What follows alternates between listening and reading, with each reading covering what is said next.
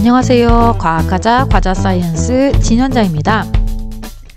이번 영상에서는 학교에서의 학습과 수업이 미래에 어떤 방향으로 나아가면 좋을지에 대하여 함께 고민해보는 시간을 가지려고 합니다. 지금 여기 그리고 머무르다 시작하겠습니다. 2020년 코로나 바이러스로 인하여 전 세계 나라 학교 활동이 멈추고 더불어 4차 산업시대와 같이 급변하고 있는 시대에 살고 있는 우리는 어디로 가야 할까요? 우리는 지금 아무도 걷지 않는 길을, 잘 모르는 길을 걸어야만 합니다. 이러한 상황이 교사와 학생 모두 혼란스럽지만 이러한 어려운 상황을 이겨내기 위하여 필요한 것이 무엇인지, 그리고 어떤 방법을 활용하면 좋을지 고민하기 시작합니다. 이에 우리는 변화라는 방법을 택하게 되었는데요. 어떤 부분의 변화가 필요하냐 하면 현재는 온라인과 오프라인의 수업의 연계가 필요하고요. 그리고 지식을 활용할 수 있는 능력을 증진시킬 수 있는 방법 등 우리는 수업의 변화를 생각하기 시작합니다. 학습, 수업, 평가, 상호작용의 의미는 무엇이고 과연 어떠한 방향으로 변해야 할지 함께 살펴보겠습니다. 학습이라는 것은 배울 학, 익힐 습, 즉 이론을 알고 경험으로 익히는 것입니다. 요즘은 배운 지식을 자신의 경험에 비추어 재구성하고 그것을 내면화하는 과정으로 생각하고 있는데요. 플립 러닝, 거꾸로 수업 등 온라인 매체를 활용한 학습, 태도적인 면을 강조한 자기주도적인 학습, 다른 사람들과의 소통과 협업을 강조하는 학습 등 다양한 의미의 학습이 있습니다. 학습의 관점이 다양화되고 바뀌면서 수업 역시 바뀌고 있는데요.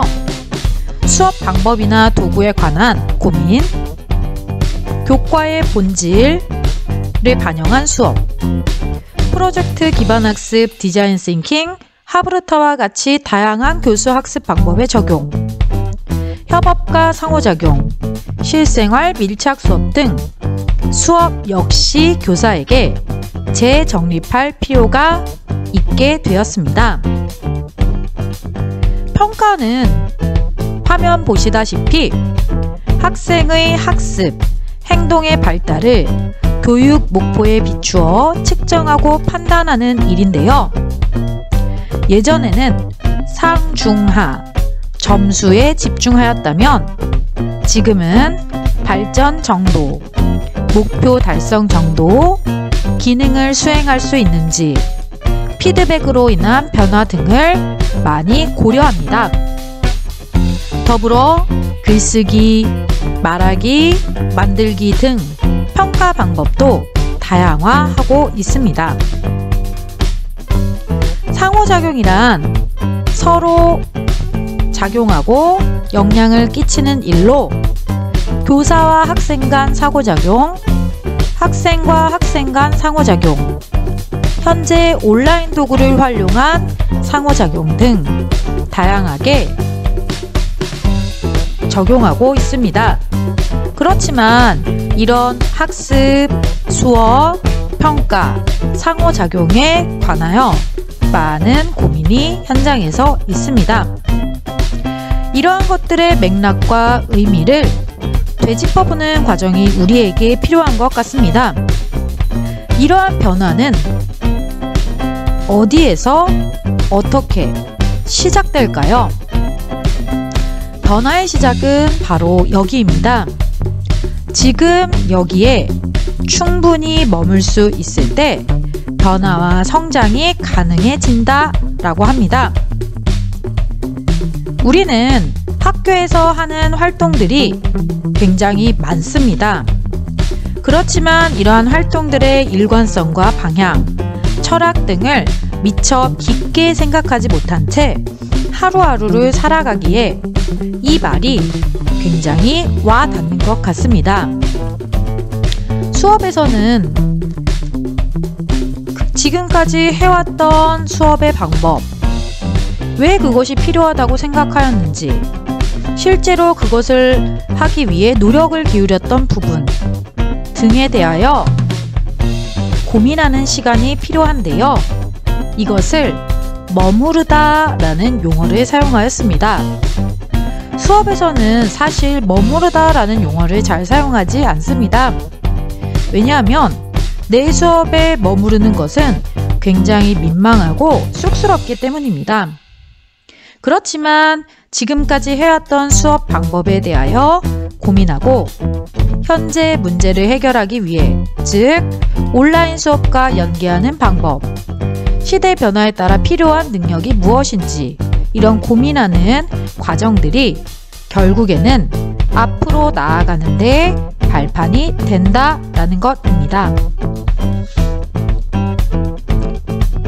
이것을 위해서는 우리는 중요한 현상들을 방어하거나 피하지 않고 있는 그대로 지각할 수 있는 알아차림이라는 과정이 굉장히 중요한데요. 알아차림이라는 것은 현상 그대로를 보기 위하여 자신의 선입견이나 가치 판단을 괄호 안에 넣고 현재 상황에서 지각한 것, 느낀 것, 실제로 한 것들을 중심으로 보는 태도입니다. 결국 우리는 지금 여기에 잠시 머물러 생각해보는 쉼표와 같은 시간이 결국 진일보, 즉 한 발짝 한 발짝 앞으로 나아갈 수 있는 것의 시작이라는 것을 알게 되었습니다. 이런 것들을 반영하여 저의 수업을 구성하게 되었는데요. 저는 중학교에서 과학교과를 가르치고 있습니다. 과학은 모든 학생이 과학의 개념을 이해하고 과학적으로 탐구 능력과 태도를 함양하기 위하여 개인과 사회의 문제를 과학적이고 창의적으로 해결할 수 있는 과학적 소양을 기르기 위한 교과입니다. 이에 이번 온라인 수업을 준비하면서 지금 여기에 머무르며 제가 했었던 그리고 추구하고 싶은 수업의 방향을 곰곰이 생각해 보았습니다. A. 스토리가 있어 몰입도를 높이고 학생들이 실생활과 동떨어진 것이 아닌 밀접하다 라고 생각할 수 있어야 된다 라고 생각하였고요. B. 교과의 본질인 과학적 사고력과 탐구력을 증진시킬 수 있어야 한다고 생각하였고요. C. 명쾌한 설명으로 어려운 과학적 개념을 쉽게 이해할 수 있어야 한다라는 세 가지를 수업 방향으로 설정하였습니다. 이처럼 선생님들께서도 선생님들 교과에 적합한 수업 방향을 설정하시면 좋을 것 같습니다. 이제 학생들의 두뇌를 자극할 시간입니다. 무엇이 학생들의 두뇌를 깨울 수 있을까요? 저는 질문과 실생활과의 관련성, 그리고 새로운 정보로 생각하였는데요. 실생활에서 직접 경험한 상황, 과학적 사실을 기반으로 한 호기심을 자극하는 질문은 학생들이 학습으로 깊숙이 들어올 수 있게 해줍니다. 또한 우리가 살면서 한 번쯤 겪어보거나 매일 느끼고 경험하는 일들에 관한 이야기 역시 학생들의 관심을 끌 수 있습니다. 더불어 다소 어렵지만 궁금해할 법한 정보들을 제시하는 것도 좋은 방법입니다. 수업에 관심이 생겼다면 이 관심을 지속시키는 것은 바로 스토리인데요. 스토리는 차근차근 학습을 할 수 있도록 도와주는 사고의 과정입니다. 때 잠깐 보시겠습니다. 상태이고요. 포화 수증기량 곡선과의 차이가 바로 만들어지는 물의 양, 음결량이 된다라는 것입니다. 연습 한번 해보겠습니다. 그래서 정리 한 번 더 한다면 온실기체가 일정량 이상 증가한다면 대기에서는 지구복사 에너지를 많이 흡수하게 됩니다. 이로 인해 대기가 지표로 에너지를 재방출하게 되고 이러한 스토리는 차근차근 학습할 수 있도록 도와주며 더불어 사고의 과정을 통하여 논리성을 키울 수 있습니다. 이러한 과정에서 핵심 개념과 더불어 중요한 것이 교과의 본질인데요. 과학뿐만 아니라 모든 교과에서는 논리성과 합리성과 같은 사고력이 매우 중요합니다. 이를 위하여 다음과 같이 예상해보게 한다거나 사고를 확장시킬 수 있는 질문, 함께 생각을 공유하여 자신이 미처 생각하지 못한 부분을 건드려주면 좋습니다. 또한 과학에서는 탐구 능력이 매우 중요한데요. 온라인 수업을 준비하며 복사 평형, 이슬점과 같은 실험을 직접 설계하고 학생들에게 제공하였습니다.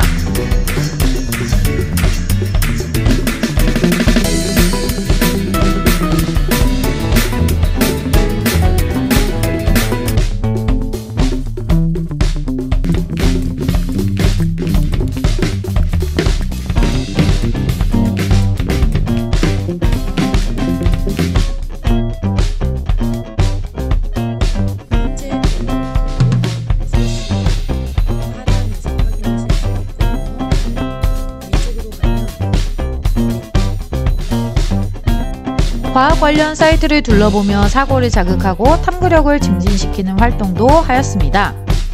이러한 활동들은 좀 색다르고 재미있게, 그렇지만 그 속에는 교과의 특성을 경험할 수 있는 진지함을 포함하였습니다. 또한 이 과정을 정리하는 시간도 제공하였는데요. 기본 원리를 설명하는 이런 영상들, 그리고 과학 119라고 하여서 수업 활동 후에 수업 내용을 간결하게 정리할 수 있는 영상도 이렇게 제작해 보았습니다. 이 과정을 정리하는 시간, 즉 수업 후 수업 소감을 기록하여 자신의 생각을 표현하고 정리하였으며 카드 뉴스와 같은 창작물을 제작하여 자신에게 숨겨진 잠재된 능력을 발휘할 수 있는 기회도 제공하였습니다. 다음은 유스풀입니다. 유스풀에서는 생각을 나누고 이런 생각을 표현할 수 있는 수업에 활용할 수 있는 도구들을 소개하려고 합니다. 왼쪽에 보이는 구글 설문지, 퀴즈 앤 패들렛, 미리 캔버스, 젠보드에 활용할 수 있는 방법은 오른쪽에 있는 QR코드를 찍어보면 직접 확인할 수 있고요. 만약 QR코드로 확인하지 못한다면 유튜브에서 과자 사이언스를 검색하여 확인하실 수 있습니다. 구글 설문지 같은 경우에는 설문지를 이용하여 형성평가, 수업 후기를 수집할 수 있으며 더불어 사진 파일도 제출이 가능합니다. 여기 보이는 이 QR코드는 대기 중의 수증기라는 주제로 구글 설문지의 섹션 기능을 이용하여 방에서 탈출하는 형식의 게임물을 제작하였습니다. 이를 통하여 학생의 흥미도와 참여도를 높일 수 있었습니다. 두 번째는 퀴즈앤이라는 도구인데요. 구글 설문지와 네이버 폼보다 직관적이고 시각적이며 효과 음악으로 인하여 마치 퀴즈에 참여하는 것과 같은 느낌을 주는 도구입니다. 단답형, 선다형, OX 퀴즈, 초성 퀴즈 등 다양한 양식의 문항을 제작할 수 있으며 결과 수집이 가능하여 학생들의 내용 이해 정도를 파악하고 피드백을 해줄 수 있습니다. QR코드는 제가 제작한 퀴즈 앤 문항입니다. 세 번째는 패들렛이라는 도구인데요. 패들렛은 공동으로 의견이나 사진을 공유할 수 있는 온라인 공간입니다. 과제를 제출하거나 생각을 나누고 좋아요, 투표 등을 할 수 있는 기능이 있고요. 다음은 학생들이 직접 제작한 카드 뉴스를 선별하여 좋아요 기능을 이용하여 투표를 해본 활동입니다. 네 번째는 미리 캔버스인데요.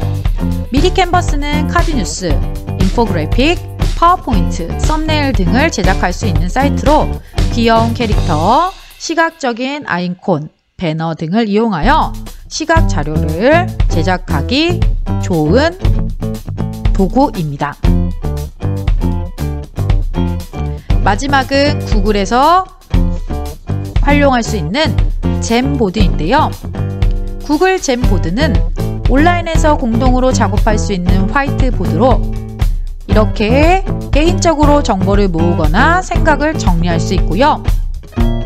모둠이 함께 작업하여 공동의 산출물을 제작할 때 활용이 가능합니다. 좋은 점은 같은 공간이 아닌 각자 다른 공간, 각자 원하는 시간에 작업을 하여도 된다는 것입니다.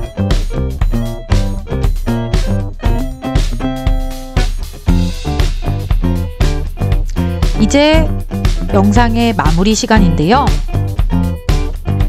NOWHERE 어떻게 읽을 수 있으신가요? Nowhere, now here. Nowhere에서 now here로, 즉 길이 없다라고 생각하는 것에서 지금 여기에서 머무르며 할 수 있는 것들을 찾아 나서는 것. 이를 위해서 교사가 교과 수업을 바라보는 관점을 정의할 수 있는 교사만의 브랜드를 만드는 것이 중요하다고 생각을 합니다. 저는 과하자 사이언스, 과학하자, 과학으로 세상을 이해하자 라는 생각을 바탕으로 저의 교과에 대한 수업 활동을 구성하고 있습니다. 브랜드가 있다고 하여 크게 달라질 것은 없으나 교사의 브랜드를 구현하기 위해 노력하다 보면 나무가 꽃을 피우고 열매를 맺는 것처럼 어느 순간 교사가 원하는 방향의 수업을 구현하고 교사가 구성한 수업이 학생들의 능력을 키우는데 매우 큰 도움이 될 것이라고 생각합니다. 결국 수업과 학습은 속도가 중요한 것이 아니고 방향이 중요하다라는 것입니다. 이 수업의 방향은 스토리가 있어 몰입할 수 있어야 하고 질문이 있어 생각할 수 있는 힘을 기를 수 있어야 하며 핵심 개념을 쉽고 명확하고 자기주도적이고 능동적인 태도로 참여할 수 있도록 다양한 활동으로 새로움을 추구하고요.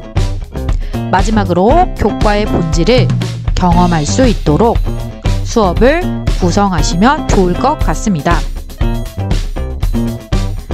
선생님들이 지금 하고 계신 모든 것들이 경기교육의 미래이며 경기 미래형 교육과정이 바탕이 될 것입니다. 긴 시간을 바라보면서 방향을 잘 설정하시고 지치지 마시기 바랍니다. 화이팅 하십시오. 이상 과학하자 과자사이언스 진현자였습니다. 영상을 시청해 주셔서 감사합니다.